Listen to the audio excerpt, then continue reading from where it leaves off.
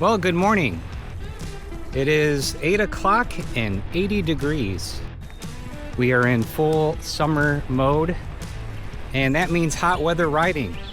So today I just wanted to make a video kind of giving you some of my personal tips and tricks on riding in hot weather in the summer, making it a little more bearable, and just like 3 or 4 things that I do that really just take the edge off of the hot summer season.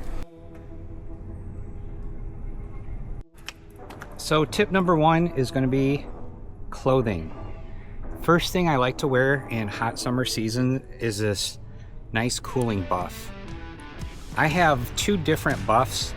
I have a lighter one that you can wear cool or dry, and then I have a other cooling buff that is more like a chamois and holds a ton of water, and that is for super hot summer days. The nice thing about these is you can just keep re-wetting them either with your water bottle or when you stop at a drinking fountain. And these work really nice as like air conditioning for your neck. They make a huge difference on keeping you cool and really just helping with keeping your core temperature down. Second thing for wearing is you want to try to get a shirt that has SPF protectant. This shirt I'm actually wearing I got from Costco of all places. I think I spent $10, and it's a SPF 50 and it's long sleeve, which is really important because the tops of your arms are exposed all day while riding and you will get burned easily. I have a couple different SPF shirts. I think my favorite ones are from Colombia. They make a brand. They're actually categorized under like fishing and kayaking. If you look in those categories, you can find a lot of shirts that are very nice. They have good ventilation. They even have vented pockets in the back, so you don't have the sweaty shirt on the back. I've even found SPF shirts at thrift stores like Columbia brand, and anything that is really made for fishing, believe it or not, is really good for cycling. It gives you really good ventilation and protection from the sun and elements, and it's a dry wicking material. It pulls the moisture off your body, keeps you dry and cool, which is very essential because no one wants to be riding around in sweaty, wet clothes. Next tip is to ditch plastic water bottles and go metal. Nothing is more demoralizing than taking a sip of hot plastic water on a hot day. It's absolutely disgusting. Get yourself a nice double-walled insulated metal water bottle, fill it full of ice in the morning, and throughout the entire day, even after refilling it, it will hold the ice and be nice and cold. It makes a huge difference. And another tip is, even in the winter, these keep things warm and they keep from like your nozzles and stuff from freezing because you have warm water in the winter. So it works both ways. So absolutely invest in water bottles, whichever fit your cage, and you will not regret it. Another accessory I bring on a hot ride are actually hiking sandals. Having a decent pair of hiking sandals is nice.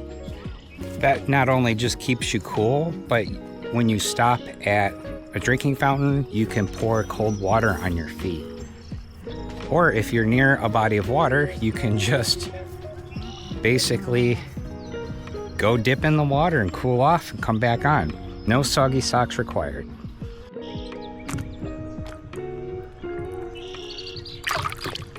Nothing feels better than dipping your feet in some nice cool water wherever you can find it, like in this pond right here. Oh, that's so much better. And it will keep them nice and cool for a while. But you do have to make sure you have a good fitting sandal. Otherwise you can get blisters or abrasion marks. So that is one of the downfalls of doing something like this.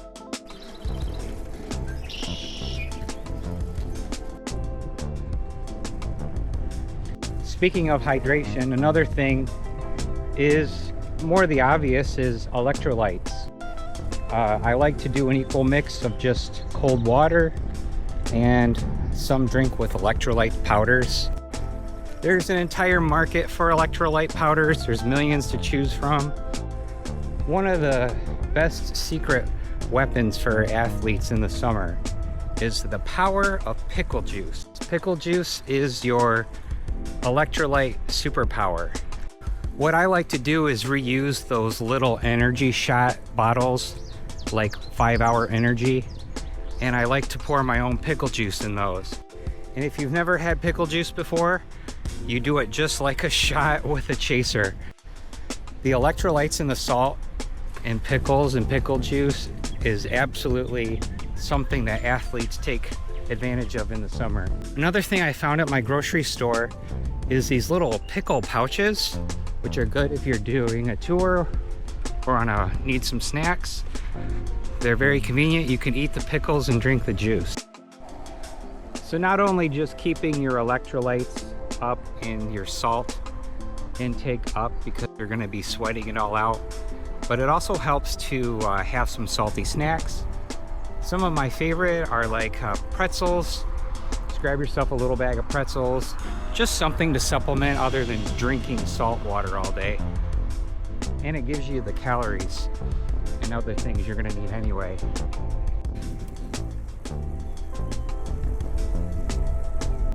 I also like to put just a little bit of coconut water in my water. That helps you get some more electrolytes and helps you keep hydrated on these really hot days, because you're gonna really need everything you can get. Keep your levels topped off. Those are the tips I have. I hope they help you. And if you can, comment below on what you do to survive the summer heat, and keep on pedaling. Enjoy your summer.